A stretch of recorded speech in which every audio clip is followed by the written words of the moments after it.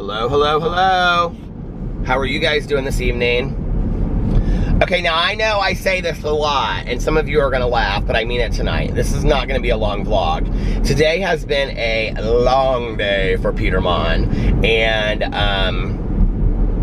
I would like to just relax and listen to my audiobook, and I have all kinds of crazy stuff going on this week, so I just need kind of and I have training tomorrow, so I want to kind of relax and listen to my audiobook a little bit. I'm listening to Killer Clown about John Wayne Gacy now. I just started it earlier this evening.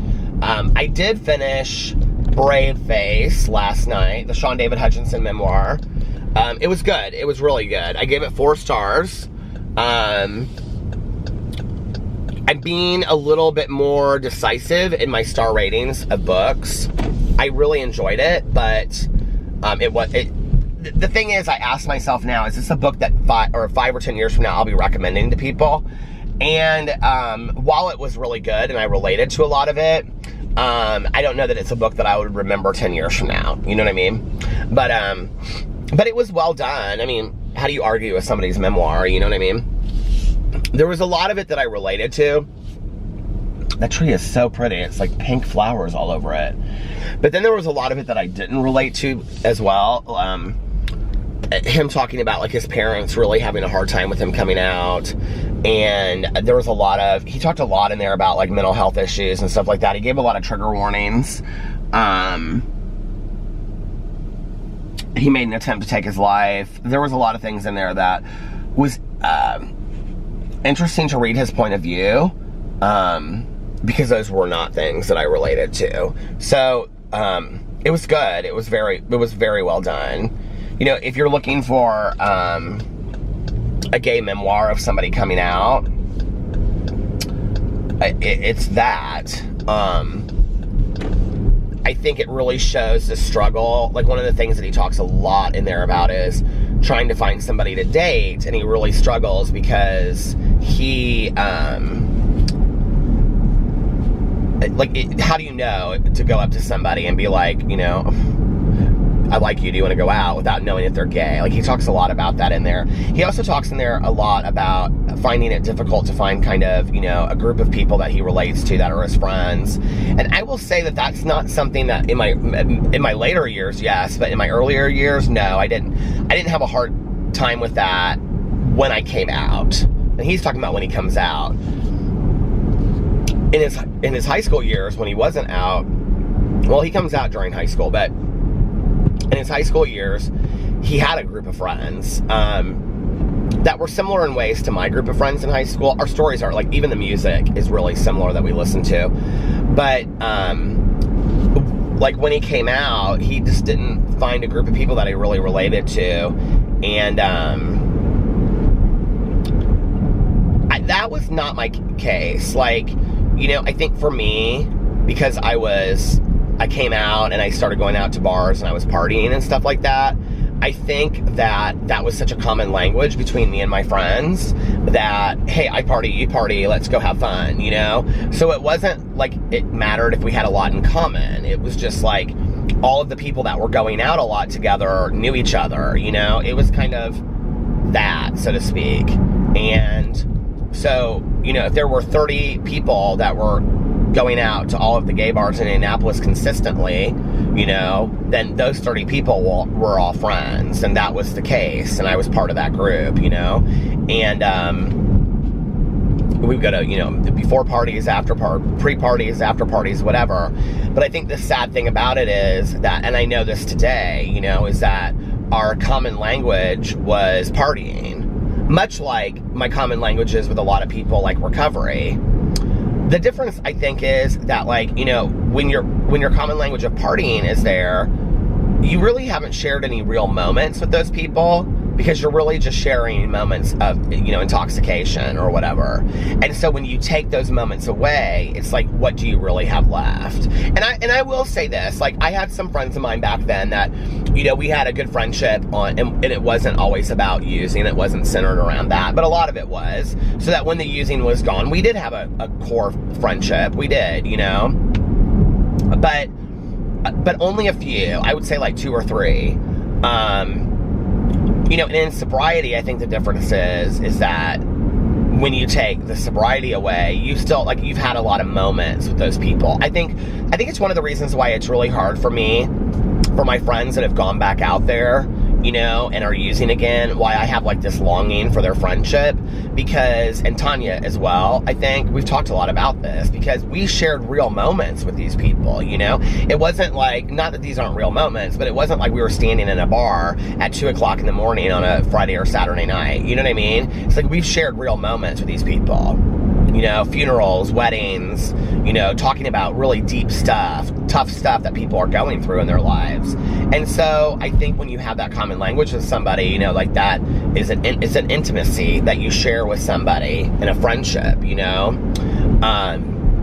So he talks a lot about that in the book. He talks about having a hard time finding a group of friends. And then at the end, like, it kind of jumps from like, well, it ends in this whole thing of, first of all, there's a lot of trigger warnings in the book. And if you don't know what a trigger warning is where an author or in a movie, they'll talk about something that is really sensitive to certain people, and that people have those same issues. And so it could make you want to behave in the same ways, if that makes sense, like attempting to take your life. And so he has trigger warnings throughout this whole book and at the beginning of it. And the beginning one is kind of like, it's not funny, but it's kind of funny. Like, he starts it off funny, and then it goes into being very serious about what the trigger warnings are. And he's very specific about what the trigger warnings are in the book. And at the very end, before he goes into talking about this attempt he has an attempt that he takes his life, and he says before it, he was like, it was really well done how he said it. He said, you know, I want to warn you that are listening to this or reading this that, you know, if this is an issue for you, this is probably not, I can't remember how he says it, but he's like, you can skip this if you need to. And he was like, your well-being is more important than the story of my book. And it just was so classy how he did it. But that's how the book ends. The book ends basically with his attempt and then him getting out. And then it just kind of ends there, and it flashes forward to like today. And then he shares all these things, like, you know, a boyfriend that he had, and breaking up, and all these breakups that he had, and going back to school, and getting his first book published. But he just kind of like, he just throws it all out there like that. And then he ends it with this whole thing about like, it gets better. And he doesn't talk about the It Gets Better project, but he does. And he says, you know, like, one of the things I struggle with, and I struggle with this as well, you know, is that I do believe in the idea that it gets better, but I don't think that we teach people like how it gets better or when it gets better. And so he goes in there and he says basically the same thing. He says he doesn't, you know, we don't talk about when it gets better. And so like, he addresses when it gets better, and for him, and how it got that way, and what he had to go through for it to get that way. And that was interesting for me to listen to, because it was very similar to me as well. I mean, and if you took the mental health stuff and you replaced it with like my addiction stuff, which is, you know, mental health, but it's very similar. Like, you know, he went to a psychiatric facility, I went to a treatment program, and he talks in there about basically you turn your wounds into wisdom. He doesn't say that, but basically that idea that, you know, when you go through something, it is maybe like later what you will be your platform for creativity, or going and talking to people, or helping people, or whatever. And I thought that was interesting. The other thing that was really well done at the end is that, like, so he struggles so much with being like gay and identification a lot throughout the book. Like, he really struggles with it, like what other people think of him that are not gay, as well as like gay people within the gay community that he just doesn't relate to. And I think it's really a struggle that a lot of people I didn't have that, but I think that a lot of people have that, right? Like, and he talks a lot about that in there. Well, at the end, he makes it very, very clear that he had struggled with depression for a long time, and that depression is not the same thing as feeling like you have coming out issues. And he deciphers the difference between the two of them. And I thought it was just really well done how he did it. So I don't know, I'm sitting here talking, I'm like, well, maybe I should give it a 5-star. But there were just some pieces to me that felt not 5-star worthy. I don't know. It was well written, but there were parts that I was like, just kind of not as interested in as the rest. and that he got kind of like, you could tell like while he was writing it that he was really working through a lot of his own stuff from his past. Like you could really tell that, which I thought that was kind of cool. But like he talks very specifically about certain people that if you were that, like I got this one part, he's talking about this guy in there that he meets while he's at college, and he like, I'm sitting there and I'm listening to it and I was thinking to myself, like, if I was that guy reading this book and I knew that was me, like, you know what I mean? Like, but I mean, he changes the names of everybody in the book. And the one thing that is really cool is that he talks about how like his mom wasn't like, his mom and dad never really had an issue with him coming out, but they didn't love it. And he shares some stories in there that, you know, even today, it's like we don't really talk much about this in our society, like people that really struggle with coming out. And I think we think, you know, it's just not that big of a deal. I think most of us that are, you know, educated and I don't even think, you know, it's at this point really a political issue. I just don't. I think it's kind of I think to a lot of people, it's a non-issue. I do, you know, unless you're hyper religious or, you know, whatever. But I just think to a lot of people, it's kind of a non-issue. So in 2019, because we've come so far, people are like, you know, is it really still an issue? And, the fact that, and this was in 96, I mean, that was when he was in high school, so, but he talks about how he and his mother's relationship really improved through the years, and that he talks about that at the end, which was cool. The ending of the book really made the rest of the book so fantastic, I think, but it literally jumps from, like, 2022 to, like, today, and, anyway, it was really well done. I really enjoyed it. I have one more of his books. Well, I have an older book of his to read, and then a new book of his to read, and then I've read all of his books. So I kind of like reading, having read like all the books. Like I've read all the John Green books. I've read, well, that's not true. But it's not one of his. I've read all of John Green books alone. I haven't read Let It Snow, Let It Snow, Let It Snow, which is with Lauren Miracle and Maureen Johnson. But it's a Christmas book, so I'm going to save it for the holidays. I was going to read it last year and I didn't end up reading it. But I've read all of Rainbow Rowell's books. There's a couple people that I've read all their books, and I enjoy doing that. Because then you can kind of like speak to the collection of their works, you know? So I finished that book last night, and then I started Our Town by Thornton Wilder, and that was good. I mean, I had heard parts of it when I was a kid. I listened to the radio show of it, and I finished it today sitting on the front porch, and I was kind of just like playing around on my phone, and I was listening to it, and people were walking by on the street, and it was just very homey. I'll talk about that in a little bit, but if you've never read or listened to, you probably could get it on YouTube for free. It's like an hour long, the play version of it, and it's very simple concept, but it's just really beautiful, and it's, you know, about the simplicity of life, and do we really enjoy the moments as they go by? Do we take them for granted? It just was really well done, and I love that story. But I don't know that I've actually listened to it or read it all the way through, so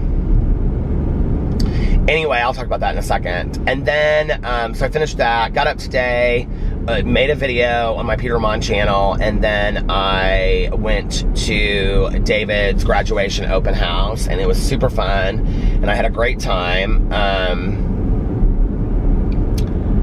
Well, I talked to Alex a little bit before that, because they had decided that they were not going to go to this festival today, that they were going to go to brunch, and then go shopping for a little bit, and then come home. He got home about 10 o'clock. I was actually taking a nap when he got home. And he had a good time, but he said that the festival is so far from downtown that it was almost not even worth it. Which is funny to me, that my husband is getting so old that, well, not getting so old, but he's getting older, and that like bothers him. It's kind of weird to me to think that my husband's gonna be 35 this year, you know, like, well, in 2 weeks. And I mean, he was 24 when I met him, and he's closer to 40 now than he is to, you know, 30. And, well, he will be. I don't know, it's strange. As we get older. I was talking to one of Caroline's friends from high school today. This girl that she was friends with from like 13 on. She came, and I was talking to her, and I was talking about like remembering them in high school, like standing in my aunt and uncle's like kitchen, and they would like talk, and they would be standing there talking to my mom and stuff, and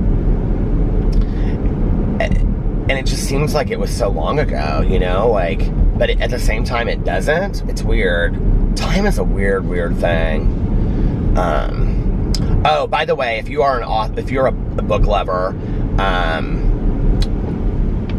like 2 years ago, I read this book. Why can't I remember what it's called?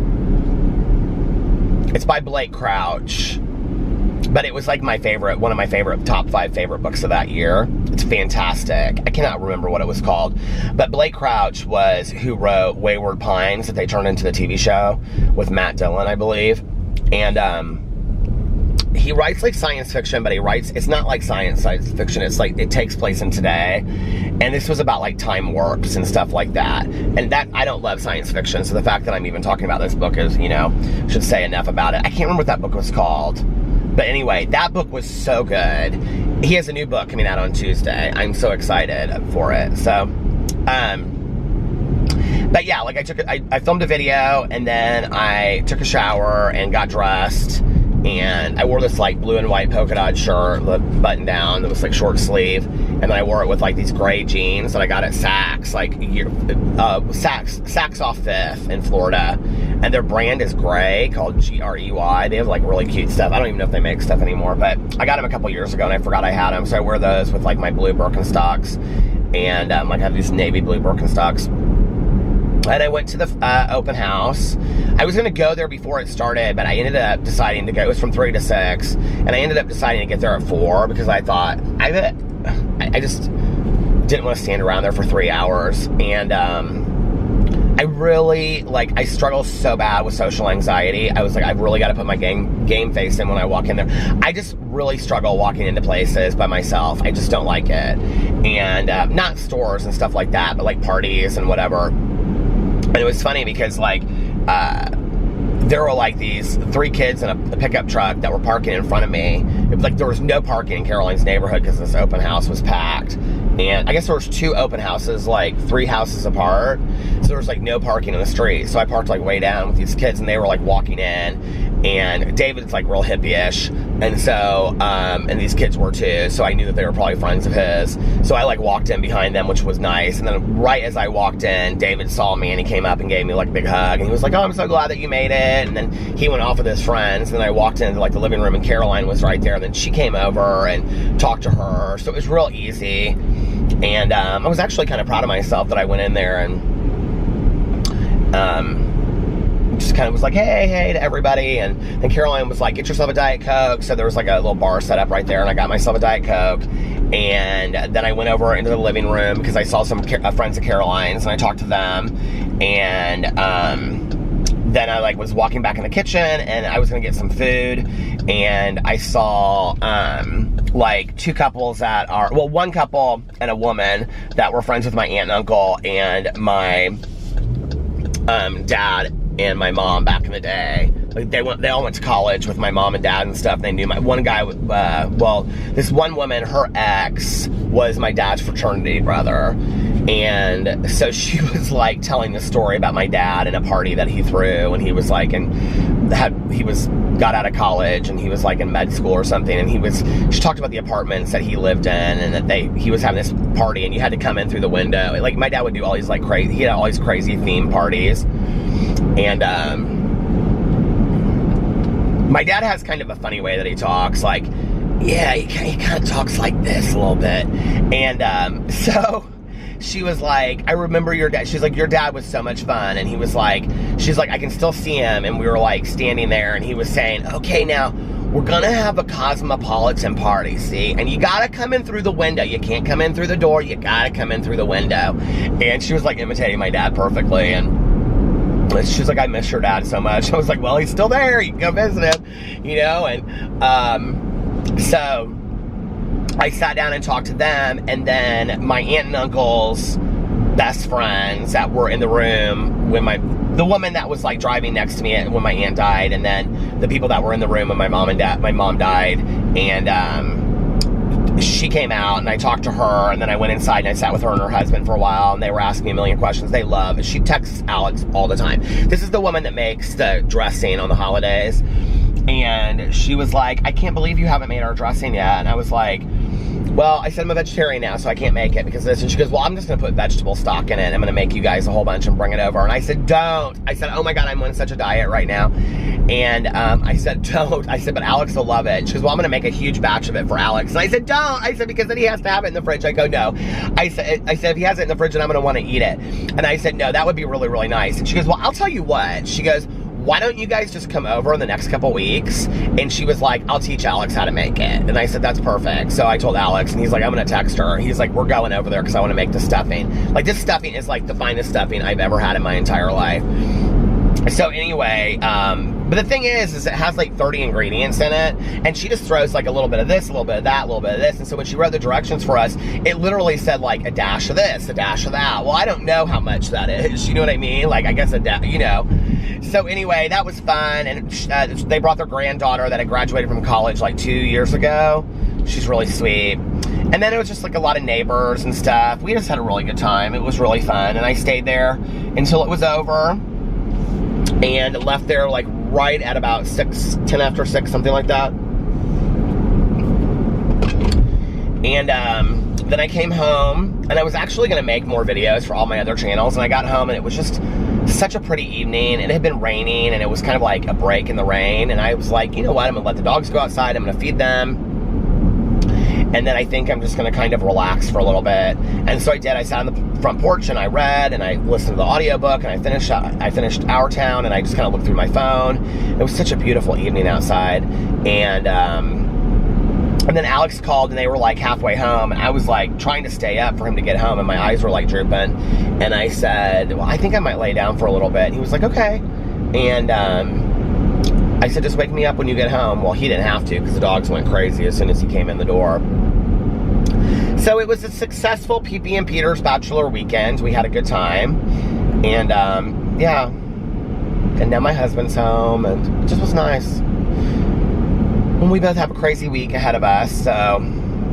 Oh, and then I laid down, I took a nap, and then when I got up, he was watching some TV, and then he went to bed. He was trying to unwind a little bit, and then he went to bed, and then I left to go vlog, but I stopped by the kennel first to visit Tanya Jean Applestein, and now I'm listening to Killer Clown about John Wayne Gacy, which is the June true crime the June pick for Peter's Book Club. So if you don't know, if you're new, I have a book club called Peter's Book Club. It has 1,900 members in it, and it is on Goodreads.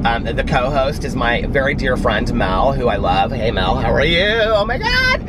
And so Mel and I run it together, and we do the live streams together. And this month, we're doing a year of true crime. So every book for every month is a true crime book. This summer is a summer of serial killers. We are reading John Wayne Gacy, Killer Clown this month. It's called Killer Clown by Terry Sullivan. And then next month, we are reading about... I didn't even realize that it stopped. I feel like on my old camera, maybe, like from a year ago, like it used to beep when it would stop, because I still wait for it to beep and it doesn't do that. So anyway, June is Killer Clown about John Wayne Gacy. What I mean by stop is it goes to like 23 minutes and so many seconds, and then it just stops. Like it doesn't film straight through for like an hour. God, I wish. So June is Killer Clown by Terry Sullivan. It's about John Wayne Gacy. I just started it. I'm like 20 minutes into it, and it literally out of the gate starts with like somebody being like taken, and it's very interesting, and it's totally what I'm in the mood to read right now. So I'm listening to that on Audible. And then July is Son of Sam that we're reading about. We haven't picked the book yet that we're gonna read. And then August is Helter Skelter. No, pause that. August is about the Night Stalker. Somebody just commented on my vlog not too long ago, and they said they read a book about Night Stalker and it gave them nightmares, which is perfection. I know that they were like, don't read it, it'll scare you too much. I had nightmares. I was like, oh my God, that's perfect. I want to read that now. And then all summer long is an extra book. You don't have to do it to be part of the Peter. You don't have to read any of them if you don't want to. You can just say, hey, I'm part of the book club. But the extra book for all of summer is Helter Skelter by Victor Bugliosi, which is about the Charles Manson murders. And I actually have the whole book all programmed out how much I have to read, and I haven't even started the book yet. So that's my goal this week, is to get a lot of reading done. So yeah, so I'm really excited about that. The book club is doing well. I have such a blast doing it. It's so weird, like, I've been a little bit more active on BookTube lately. There was a while there where I was only posting like 1 book a week. But I already know what my next 3 videos are going to be. So if I have time this week, because I have a lot of stuff going on, if I have time this week, I have a video for Monday, Tuesday, and Wednesday that I can film. I'm going to do my Brave Face review, and then Our Town review, and then I'm going to do my June, like TBR, like, which is to be read, like what I'm going to read this month. So those are 3 videos. But now that I've been more active on Goodreads, or my BookTube channel lately, I've gotten all of these friend requests on Goodreads. I love, love, love, love, love Goodreads. If you guys do not know what Goodreads is like the most fantastic social media app, and let me tell you why. You can also get on it from your computer. You don't have to have it on your phone, but it's free to download. It doesn't cost anything. If you're a reader, you have to have Goodreads. A couple years ago, this was before I was on BookTube. This was before I wrote my book. My friend said to me, I think it was before I wrote my book, my friend said to me that from high school that I hadn't talked to in a while, she was like, do you get on Goodreads? And I was like, what's Goodreads? And she was like, you don't know what Goodreads is? And I was like, no, I have no idea. And I've always kind of been late to the game with all of this like social media stuff. And I was like, no, I have no idea what it is. And she's like, it's basically like Facebook for people that read. And I go, oh, okay. And I've never really loved Facebook, you know? So anyway, this woman today, we were talking about social media, and she said, I love Facebook, and I'll admit it all day long. I don't care. I'm on it all the time, and it drives my kids crazy. She was funny. But anyway, Tanya's like that. Tanya's literally up on the Facebook all the time. So, but what was I going to say? Goodreads. Okay, so Goodreads, you just go in there, and you find the books that you've read, and you just put that you've read them on there. You can give them ratings if you want to. That's like 1 through 5 star. And then you can put in there, like, you can make bookshelves in there, books that you want to read, books you've read. You can put them in there by different subject matters. You can put like books so you can scan books when you're at like Barnes and Noble and stuff, so you can put them right into your it's called want to read. You can make all kinds of stuff. You can friend people, and then when you friend them, it shows you what they're reading. So like with me, like reading the John Wayne Gacy book, like on my progress, I'll probably go in there and put like what page I'm on, or what like percentage of the book that I've read. And then you can see how much I've read, and people write updates of what they think of it and things like that. You don't have to, but you can, right? It's really fun. It's also a great way to find other books to read. I find so many books to read off of Goodreads by seeing what, and it's not like these people are my friends, because I don't talk to them, you know, outside of Goodreads. But you don't go on there and write like updates like on Facebook. You don't write like, well, you don't check into the gym, and you don't sit there and put your, you know, all of your belief systems out there for the world. It's literally just about books, and it's fantastic. And I love it. It's really like kind of a simple place, and it's probably one of my favorite social media apps that I don't really talk a whole lot about. I mean, actually, Instagram and Goodreads are really my two go-to social media apps that I love the most.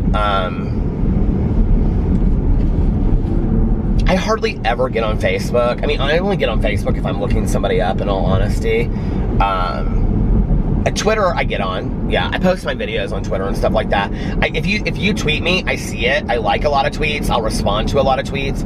But I used to get on there a lot and interact with people a lot about like the drama that was going on, and I just don't do that anymore. It's like, last September or whatever, when I took a hiatus from Twitter and I wasn't really getting on there, what I really realized was that I can sit there and I can say that, you know, social media or Twitter or whatever is toxic and chaotic, but really my involvement, oh my God, my camera. really my involvement with that has a lot to say, you know, like, my level of, the way that I'm affected by it really has a lot to do with how toxic am I being on that social, you know what I mean? Like, I have to take a look at my part in that, and I just didn't want to be a part of that anymore, you know, I just didn't want to be a part of that negativity and toxicity, and I see so much ugliness, you know, from all kinds of different backgrounds, aspects on Twitter, and it's just like, and I just don't want to be on it 24 hours a day, I just don't, and there was a time that I was, you know, and just real ate up with stuff. So today, like, when people tweet, I get so many direct messages on Twitter, a lot about drama, because, you know, that's what I do on my Peter Monn channel, and I read all the DMs and stuff like that, but I don't always respond to them, because typically if somebody sends me a receipt, like 50 people have sent me that receipt. So I get a lot of DMs, and a lot of people tweet me, but I, you know, really honestly, it's like when people, they'll tweet me and they'll be like, oh my god, I watched your video tonight and I laughed so hard, or I really got something from this, like, you know, that means so much to me. I love those kind of tweets, but like, I'm not looking to engage in any kind of argument or discussion on Twitter anymore. I just don't do that. Like, I go in, I look to see who's mentioned me, and I respond a lot of times, and then I get off of Twitter.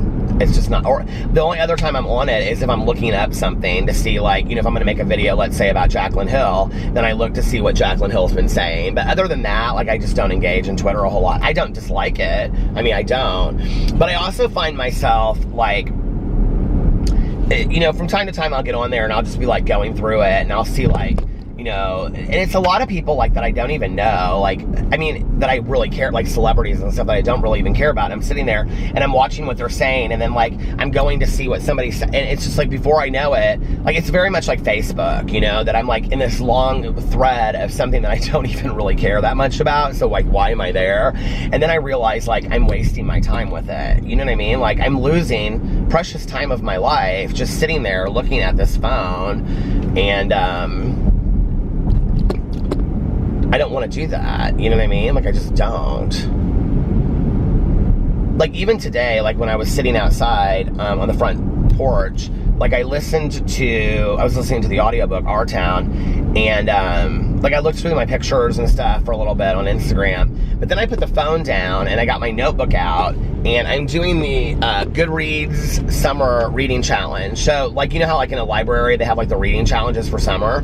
Well, Goodreads is having a reading challenge, and they have, like, 12, I think, about 12 different challenges, and they're called for beginners, but there's like a beginners and an expert level, and I guess you're supposed to do the beginners first and then the expert level, and the expert level has like 6 or 8, I think.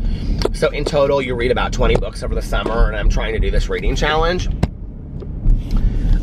This thing is flipping now. Please don't do that. Okay, I'm gonna have to put the fanny pack behind here or it won't stay up, you guys. I will tell you that it's because the screw is loose in it, and I've been tightening it up. Oh, the battery is going to stop here in just a second, but I will, before it stops, and then I'll pull in somewhere and I'll change the battery. Last night I bought the beanbag thing that goes on there to you know, put the, what do you call it in? On Amazon, I bought the beanbag that you put on your dashboard to put your, it's supposed to be for your cell phone, but I'm putting my camera on it, and I also bought a pill crusher for PP's pills. So I got those 2 things on Amazon Prime last night. But the battery is dying. I have another battery with me, I think. I'm almost positive I do. So I'm gonna pull off here at the I just got onto the interstate. I'll pull off here at the next exit and change the battery, and I will be back in a few. Bye. Okay, I'm back. I think that when I put the fanny pack behind it, it muffles the sound. So I'm a little worried that the beanbag is going to do that too, but I hope it doesn't. But anyway, I don't even know what I was talking about. What was I talking about? It doesn't matter. You guys are like, yes, it does. You were telling a story, and then now you just stopped it. I was talking about social media and stuff like that. Yeah, it doesn't matter. But I'm doing the summer Goodreads reading program. I love Goodreads so much. So there's like 12 books in the beginners, and then there's like 8 books or something like that, 6 or 7 or 8 books for the expert level. It's called like expert editions or something like that. And I don't know how to get back on the interstate from this, because there's this huge roundabout here. The world has lost their mind to roundabouts. Let me see here. North. Okay. And so I got my notebook and I wrote down, like, I got this really nice new notebook at Meyer not too long ago, and I wrote down all of like every challenge so that I can keep track of like what books that I'm reading on there. Yeah, and I did that, and then so for example, there's like one of the topics is read a book that is not in a typical format that you read. So I'd actually bought this poetry book because that Milk and Honey that's like really famous right now. I got that, but instead I listened to Our Town by Thornton Wilder. So I put that in there, and then Dark Matter by Blake Crouch. That was the book. It was called Dark Matter. It is such a great book. If you're looking for a really, really good book, a thriller, it is a great thriller. But anyway, his new book that's coming out is called like Recursion or something. I don't know. I wrote it down because it comes out on Tuesday, and I want to get the audio version of Blake Crouch's books are really good. And, I'm also reading 2 James Patterson books a month. I started a James Patterson, like, reading group. I mean, it's not, like, official, but I started it. And, I'm reading, so this month, we're reading The Quickie and Murder House. They're 2 standalones. So I got those, and, or I was reading those. I had all my stuff out, and I'm also reading a book called Witch's Sister, which was like one of my favorite books from when I was a kid, which is actually one of the challenges. You're supposed to reread a book that was one of your favorites from a kid. I'm trying to read the whole series this summer. They're like middle grade books. I'm kind of finding a hard time getting into it because, like, I just don't love to read middle grade, obviously, you know. I'm finding myself not even really loving young adult anymore. I'm really enjoying reading mostly adult, like thrillers and literary fiction and stuff like that. So, but I had the heat on and now it's a little warm. So I sat out there and I wrote down like all the challenges, and I was gonna write down, because I'm gonna do a TBR for my summer reading challenge. So I was gonna do a TBR of like all of the books that I'm gonna read on there. But I think that I'm just gonna kind of do it as I go. I don't want to write down exactly like what I'm gonna read, because I know I won't stick to it anyway. I'll change the books that I'm gonna read. Oh, you know what? One of the challenges on there is on the expert level that you have to read a book that's 500 pages or more. I can just do the Order of the Phoenix, the next Harry Potter book. And right now I'm listening to the John Wayne Gacy book. And then after that, I think I'm going to listen to like a shorter book, something that I'll probably listen to the Blake Crouch book. And then I think I'm going to listen to the Harry Potter book and probably finish June up with that, because I want to get back on finishing the Harry Potter books. And then, yeah. So that was nice. That story, Our Town, if you don't know it, I mean, like every high school in the world, I think, has done the play. It's such a fantastic story. So it's about Grover's Corners, New Hampshire. It's a small town. And Orson Welles actually narrates the version that I listened to. The quality of the audio was not great because it was like from a radio show a long time ago. But it was like a multicast recording, so it was actually like listening to a radio show, which I used to love. I think that's where I listened to it with my mom back in the day, because we used to listen to all of the radio shows. We listened to like The Shadow and Fibber, Mickey, and Molly, and all kinds of people. And I loved listening to those back in the day. But anyway, so it's the story of, if you don't know anything about Our Town, basically it's the story of Emily Webb. And when it starts, she's in high school in Grover's Corners, New Hampshire, and it's just like small town. It takes place, in the early 20th century, and did you see me? I was like 20th, 19th. Okay, it takes place in the early 20th century, 19 something. I can't remember. I couldn't really understand what they said when they were saying like the dates, and I think it was like 19, like right around like the turn of the century. And then she, like, over the period of time, it goes over, like, in an hour, it goes over the period of, like, from, like, when she's in high school to getting married to them, like, dying. And it talks about, like, she dies during childbirth, and she falls in love with her neighbor, this guy that she goes to high school with, George Gibb. And so at the end of it is, like, her coming back to Earth, and she gets to come back for just one day. And when she comes back, she notices, like, this is the part that, like, in every, like, TV show, movie, whenever they show it, they always show it. She's like, goodbye clocks ticking, goodbye corner bank. She says goodbye to everything that she took for granted in her life, that she noticed, like, all of these moments, you know? And she says something like, do you think people notice each moment of their life? And he says, probably not. Saints and poets, maybe. And, you know, how could any of us possibly notice each moment of our lives? But, you know, while I'm in this rediscovery, I think, which is kind of what I'm in, I feel like, I'm kind of like in this rediscovery renaissance of my life.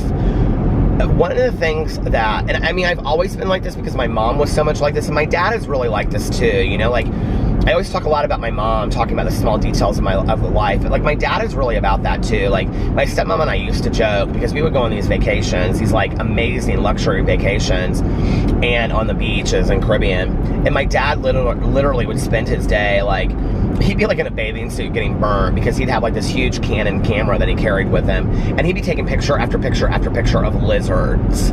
Like, we would get, like, home, and, like, every roll of film would be, like, a bird or, like, a lizard from, like, 500. I mean, my dad is, like, obsessed with nature. And both of my parents were people that were just very much, like, focused on the simplicity of life, those small moments, those small details, that's really what makes life important, you know?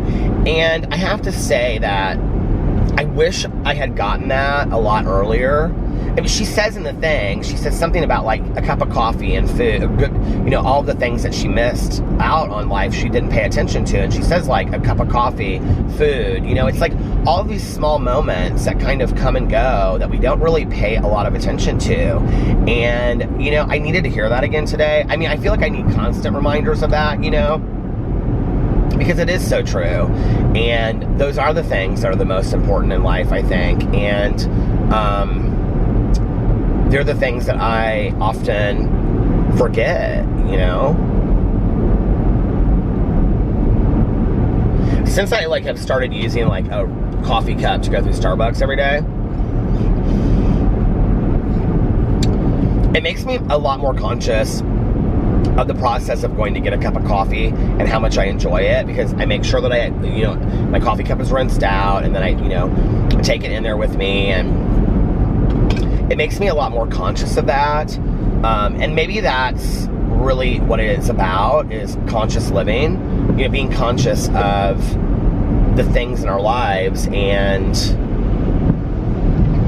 the day-to-day small things, you know? I remember when I did the Rhonda Byrne, who wrote The Secret, she wrote a book called Magic.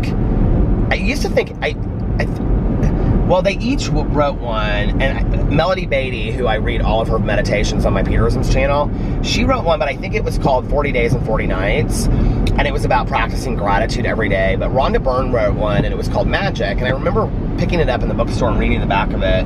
I was actually going to do this whole book on my Peterisms channel, and I didn't end up doing it. But I remember reading the back of it, and she was like, it talked about all these different kinds of magic, like Santa Claus and childhood magic, and have you ever wanted to have that magic back in your life as an adult? And she said, this practical practice of gratitude will get you there. And I did the book, like, I did it for an entire month, and it profoundly, let me say it again for the people in the back, profoundly changed my life. And when I did it, like, Alex to this day, like I mentioned a while ago, I was like, I want to do it again. And he goes, that was the happiest you've ever been, was when you were doing that book. And it's daily activities that you do, and they're real simple. You just basically read a chapter a day, and the chapters are not long, and it's 30 days of gratitude in your life. And it's silly stuff from going through, and when you're eating a meal, you like think about, before you eat your meal, you think about every person that helped get that meal to your table.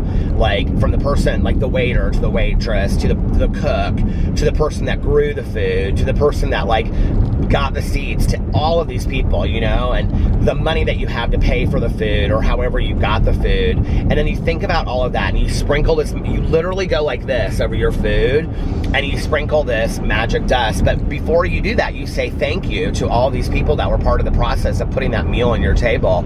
It's hard to do that for like 10 days during this book and not start, and this is what it does, is it consciously makes you start thinking about things. It's hard to do that, and then every time you eat going forward, not consciously, because you're so used to doing this over your food and thinking about it, to not consciously think about how grateful you are for the food that you're eating, you know, no matter what it is. I remember when I first started doing it, I was eating a lot at this restaurant called Yats. I would go there for like a late lunch, and Yats is in Indianapolis, it's local, and I think they have some in around the states around here, but like it's locally owned, and it's Cajun food, and so they have like jambalaya and stuff like that, and red beans and rice. It's fantastic. And I can remember, like, when you go there, they serve it with like French toast, or not French toast, sorry. They serve it with like Italian bread, and it's like this really like great buttery Italian bread, and I would put hot sauce on it. They have like 15 different kinds of hot sauce, if not more. And I remember sitting there the first couple times I did it and looking around like I looked stupid, but then I kind of got used to doing it, you know. I was just so grateful for it. And some of the other lessons in there was that you had to like pick 3 people in your life that you have never really thanked for being in your life. And I remember one of the people I picked was my Uncle Dave, and you have to write letters to them, and you have to send them to them and thank them for certain things in your life. And then another thing is you have to pick a picture. You take pictures of like a family member and like a friend, and it's all these different activities. But one of the activities that you do is that you find like a special rock, or I think it's a rock shell. I had a rock next to my bed forever. Now I have a shell that Alex found me on the beach when we were in Mexico. And he found it and he gave it to me as a little gift one day. So I have that on the bed next to me now, and I do this, but sometimes I don't do it all the time. I need to, and maybe talking about it will remind me of that. But you keep, it's called a magic rock, and you keep it on your bedside table, and then before you go to bed, or whatever's next to your bed, or whatever, before you go to bed,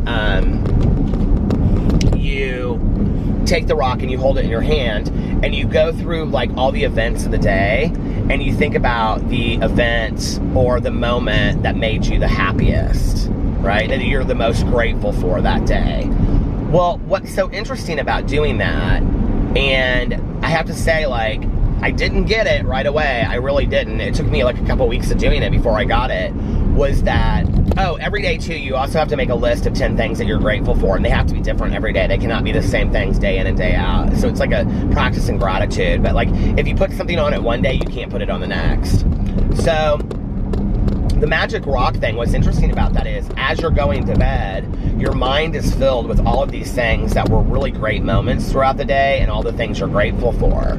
So you're not going to sit there and think about all of these horribly negative things. You're going to think about all of these really positive things. You know what I mean? So it's fantastic. And I just loved that book so much. And I think about that now, you know, like sometimes when I'm laying in bed at night, because my mind spins, and I'll be like, oh, I have to do this, or oh, I have to do that, you know, or oh, I forgot to write a note about this, or whatever. And so sometimes when I lay there and I just go through the day, and it's funny, it's always interesting to me, not really funny, haha, but interesting, you know, what is like the moment that stood out to me the most during the day, because it's never what you would think it is. It's never like, oh, I bought this cologne, or, you know, whatever. It's never something like that. It's always like a small moment. Like, one of my favorite things is Boo Radley will be out in the yard, and he'll be like way like away from everybody else, and he'll be like sniffing the ground, and he does this thing where he like picks up area on the ground and then he rolls in it. It's the one day he rolled in goosebump poop, and I was so mad. I had brought like to carry him inside, take him right down the basement and wash him. But anyway, so I'll stand there and I'll go, come on, Boo Radley, come on. and he'll look up at me, and then he'll go back to doing it. Like, he's like, no, I'm not coming in right now. And so then I'll say like 3 or 4 times, I'll go, come on, Boo Radley, and we play this little game, and then I start walking towards him, and he'll look at me, and he'll like go like this, and then he comes, boom, like running it, and I just get laughing every time, because it's so funny to me. He's so cute. You know, like, all of these personalities that my dogs have are just hilarious. And so, I don't know, it's like small moments like that, you know, like, where, just small moments of your life that you take for granted, or I take for granted, you know, that, I don't know, we probably shouldn't. So if you're looking for a good self-help book, I would definitely recommend Magic by Rhonda Byrne. It is fantastic. It's really, really good. And, I mean, I love her other books, too. I read The Secret, which is just basically the law of attraction, and I do believe in that. And, but I don't believe in it the way that it basically is in the book. Like, I don't think you think of a Porsche and you get a Porsche. I think what it does is it makes you more mindful of those things that you want, and I think you attract it because you start working harder, or you start, and maybe it's not, you know, financial things. Maybe it's like, you know, you want like a nice home, and so the more you consciously are thinking about it, the more you're nesting and making your home nice. And so, you know, I think and I am a believer that we, like, if you have somebody that has a lot of positivity around you, you attract positivity. And this is how I really believe that karmic energy works. I really do. That, like, if you're, and not on, like, any kind of metaphysical level, but I think that, like, if you're a positive person, you're going to attract positive people to you. If you're a negative person, you're going to attract negative people to you. So the reality is, if you have a lot of negative people in your life, check yourself. And I've had to do this many, many times when I have had a lot of negative people around me. I'm like, what does this say about who I am and what I'm doing right now with my life? And drastically changed it, because I don't want to have that around me. And if that's what I'm attracting, the reality is I'm probably one of them, you know? And so in the past, I've had to, like, when I've had a lot of negative people or negativity around me, or toxicity, I've had to, like, check myself and be like, okay, what's my participation in this? Why am I attracting that? You know what I mean? I think it's always easy to point the finger and say, you know, like, well, this person's negative, or that person's negative, and whatever. And the reality is, if you're pointing the finger that much at other people, and you are around and comfortable that much with that negativity, you're probably, there's a piece of you that is negative as well. But I don't think that we also often want to look at that, you know? And I think that when we're positive and when we're creative and passionate about our lives, I think we create an attraction from other people about that as well. I don't mean a romantic attraction. I mean, like, on a friendship level, you know, that I think that those are the people that we attract into our lives. And, you know, I think that's why positive living is so important, and getting up, and gratitude is so important, because I think it really, have you ever seen somebody and there's just like a weightlessness about them, or just like a calm, a peace? I mean, I'm so attracted to people that, like, are just calm and peaceful. Like, that's what I want so much in my life, that I've been working so hard on, right? That when I see it in other people, it's just like, that is such an attractive quality to me. It just really, really is, you know? And people that move gracefully through life, I love that. And but, you know, on the same level, I'm attracted to people that, like, have huge senses of humor and just big personalities. I love all of that. And I have a lot of people in my life like that as well. So, but I think it all comes back to us, you know, and what's our part in that and things. So, anyway, I don't know, if you're looking to do some gratitude work, which I think I could personally always use some gratitude work, check out that book by Rhonda Byrne. I have it. I think I might pull it out tomorrow and start doing it again. It's such a great book. It really profoundly, like I said before, changed my life. So, okay, I'm almost at 20 minutes on this, and so that's about, I don't know, this has gone longer than I said I was going to do tonight, but I always say that. So I'm going to get off here. I hope you guys are having an amazing Monday. I hope you're having a great start to your week, whatever day it is you're watching this. Unless you have other plans, make the most of each day. It's important, you know. Don't have other plans. What I mean by that when I say that is, you know, we're the ones that decide to some degree how our day goes. And even when really horrible things happen, we decide our reaction or our response to that. And I know that that's hard to get behind sometimes when we have horrible things happening over and over and over again. But I try to live that way. I mean, there's going to be huge exceptions to that, obviously. that we just, you know, horrible things are going to happen in our lives. But most days that's not like that. We have a choice, I think, in how we live our lives, you know, unless you really struggle with, you know, some huge mental health issues or other things, and then please seek professional help if you haven't already. And then, so yeah, have an amazing day, unless you have other plans. And if nobody else has told you this today, I love you. And I will see you tomorrow. Bye. Love you. And I mean it, too, when I say that. It's not just something I say, I mean it. I'm grateful for you guys. I love you, and it means a lot to me that you watch my videos, and that you already turned it off, didn't you? That you comment on my videos, that you come and you watch it, and that you spend time in my life. I feel very honored, so thank you. And I will see you tomorrow. Bye. Love ya.